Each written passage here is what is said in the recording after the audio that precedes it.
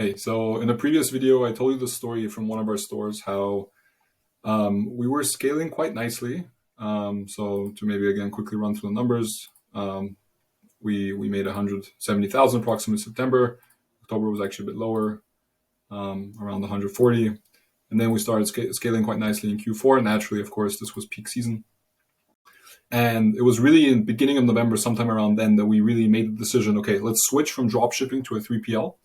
And in the previous video, I talked about really the pros and cons of dropshipping versus 3PL and really tried to convince you, I hope brought a lot of evidence that you're really leaving money on the table if you continue dropshipping, especially at a scale like that. And even at a much smaller scale, I think even if you're making 30, 40, 50,000 a month in revenue, you should really consider at least having one 3PL in your main market.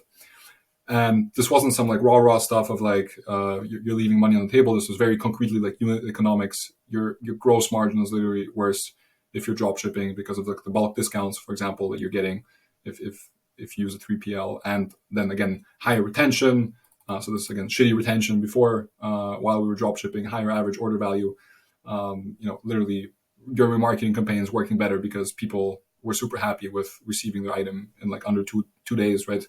Again, the equity value in your brand, all those things being so much better with a 3PL in place. So in that video, I really talked about the why. And in this video, I want to kind of build on that and talk about the how.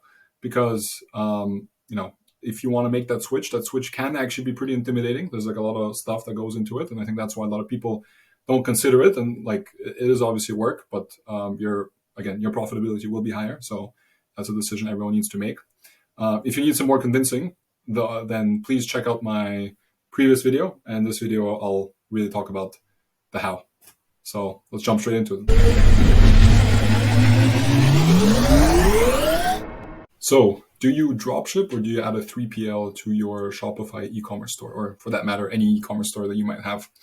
In a previous video, I really talked about why you should consider doing that after you hit a certain scale.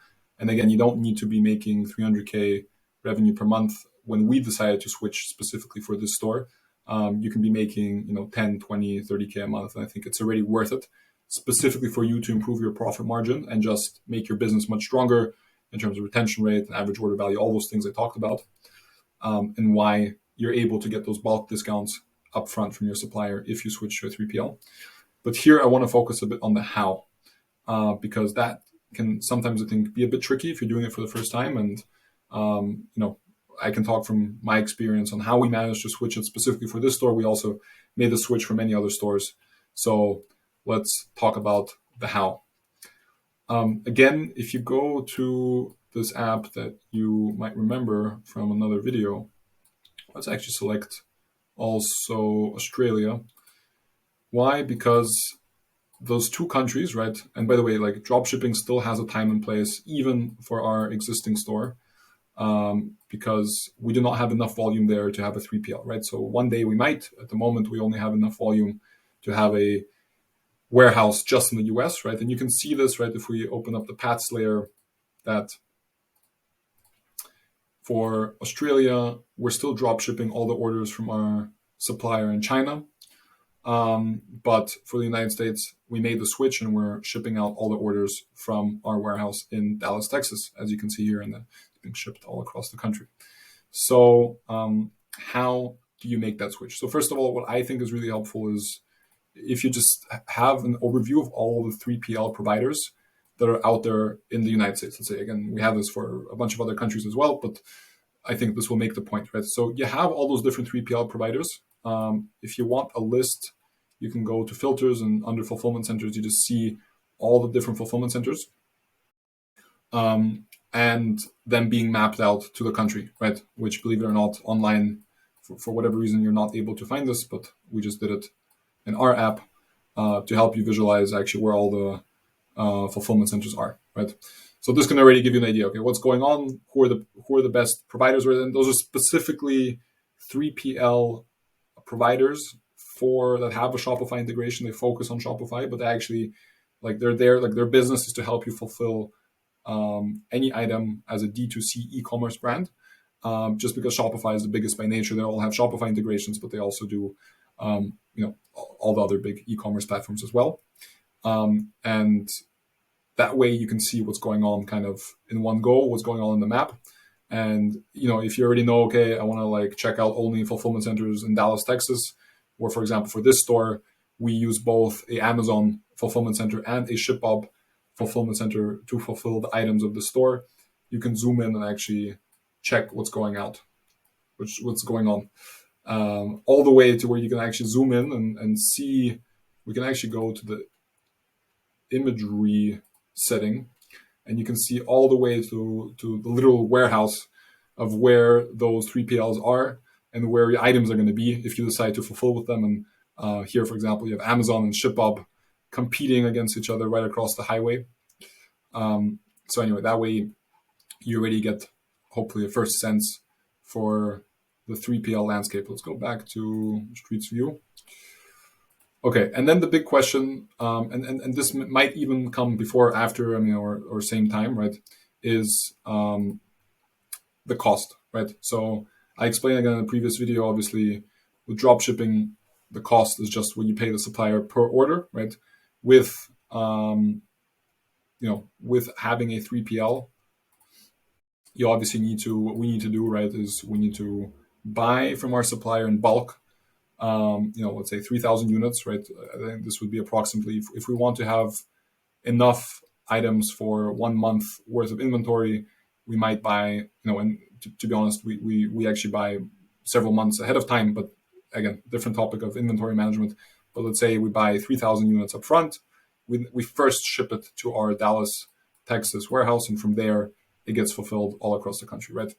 And if you want to make that switch, obviously you need to know the cost, right? And that's actually pretty tricky because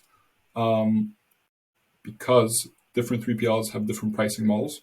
And I'll just go through the 3PL we're using in Dallas, Texas, and use that as a benchmark how you can estimate the cost for yourself, regardless of what 3PL you use. And by the way, that's also something we're building into this app where you can literally press on any 3PL you want, and there's going to be like a cost estimate like button, and you literally press the button, and based on your historical orders, it literally tells you. Actually, I have a slide on this, which I might as well show you.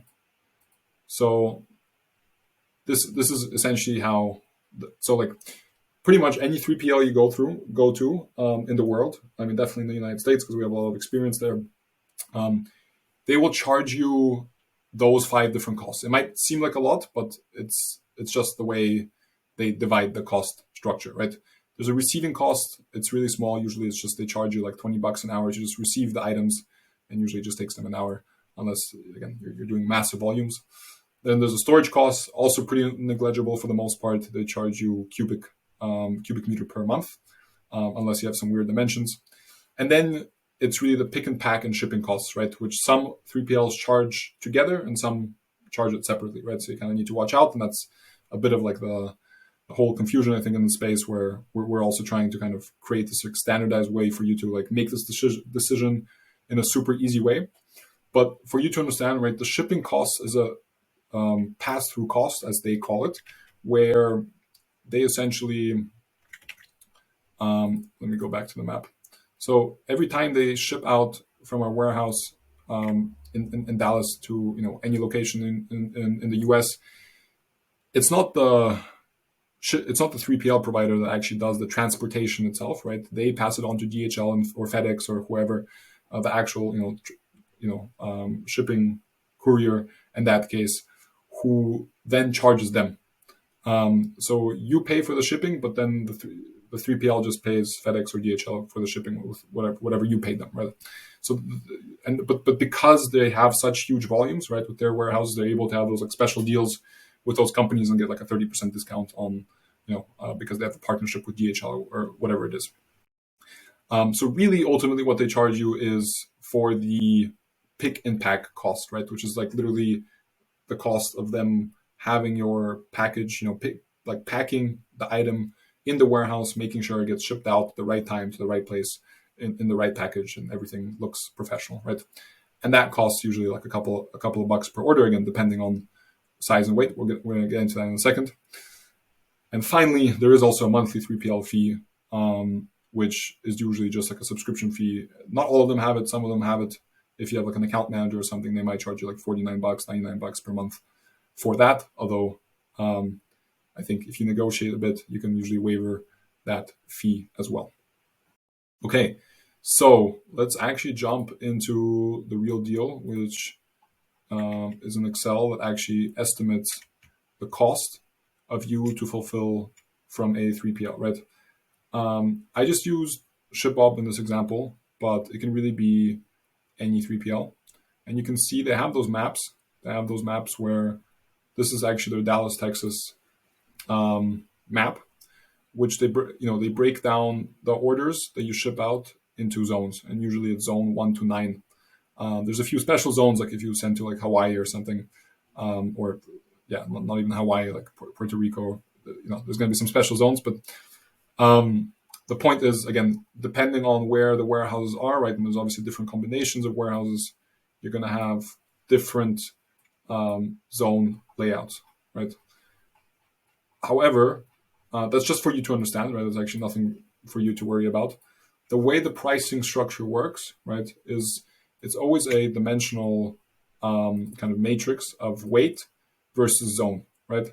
So again, if you're shipping an item that weighs 18 ounces and you're sending it to zone 5, right, from Dallas, Texas, and zone 5 will be the green area, right? So let's say you're sending it from Dallas to, I don't know, Chicago, whatever, then you're going to be paying, and your item is 18 ounces, you're going to be paying $13.35, and that includes both the pick and pack and shipping fee together. So that's how their pricing model works.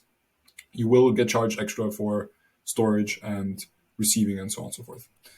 However, I have this Excel, which I'm happy to share with you. Just write in the email provided in our description, and we'll send you this Excel, no joke, for free, where you can play around with it yourself. And again, this is actually something we're going to build into the app, where you don't even need to open up an Excel to get all the exact cost estimates. It'll just do it for you automatically. But the way this Excel works is, again, based on the length, width, and height of your package, whatever it might be.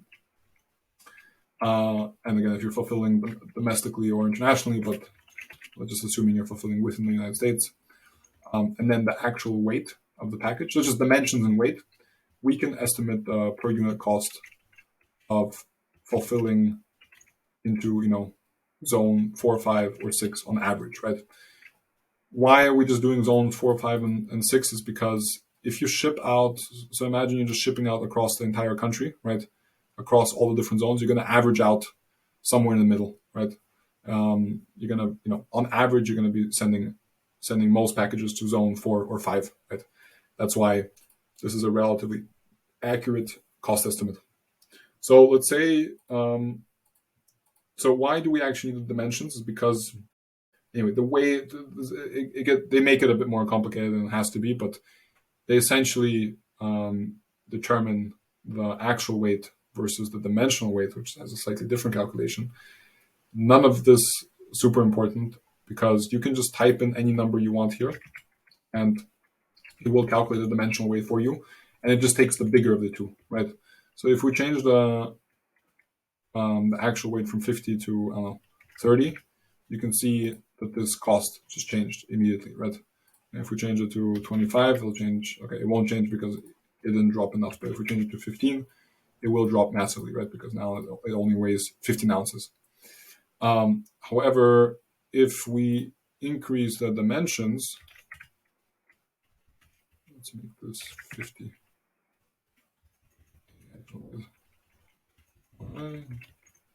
Because it needs to be big enough, right?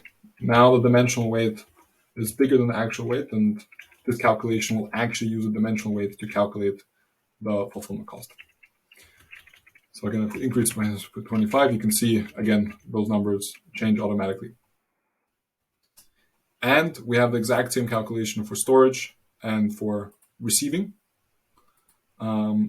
And that way, we're able to calculate the total cost per unit in this case, right? So whatever dimensions and weight you put in, you will just have the final cost per unit, which literally includes everything, right? It includes the storage that you pay per month, It includes the receiving cost of them receiving the items into the warehouse, and it includes, of course, the shipping and the pick and pack fees all in one. So that's a bit of the kind of more technical explanation of how this cost estimate works. But by using a tool like that, you're able to essentially determine how much it costs to use a 3PL versus dropshipping and make the decision, is it actually worth it for you? Like I said, what it doesn't do, right, is take into account the bulk discounts that you get when you buy in bulk for a 3PL upfront, right? So obviously the 3PL will be more expensive than dropshipping, just if you leave out the bulk discounts. But because the bulk discounts can be so big, it should, at the end of the day, actually improve your profit margin.